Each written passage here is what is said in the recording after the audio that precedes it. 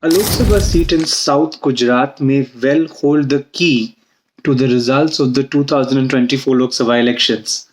How exactly? In psephology, there's an intriguing concept called bellwether seats or bellwether areas. The idea is that these areas always vote for that particular party, which is eventually able to form government at the center. For instance, in the United States of America, since 1980, majority voters in the Kllalam County in the state of Washington have always voted for that candidate who has eventually become the president of the country. Similarly, in the UK, voters in the Dartford County have always voted for the same party which has eventually gone on to win the national election since 1964. So, does any such trend exist in India?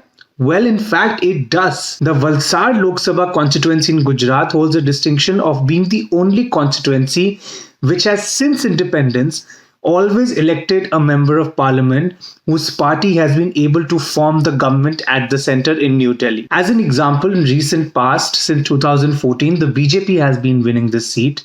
In 2004 and 2009, when the UPA governments were formed, the Congress won that seat.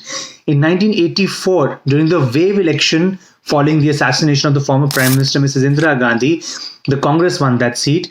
Whereas in 1989, when Mr. VP Singh challenged Mr. Rajiv Gandhi, his party won that seat in that particular election. And while there is no sound reason or empirical evidence to substantiate as to why this trend exists between the national results in certain seats in certain pockets, it is definitely an interesting trend to watch out for psephologists and for keen watchers of Indian and international politics. Several bellwether seats have lost their status over time as their voters have not kept pace with voters across the country. So the question is, will Valsad retain its bellwether status this time around?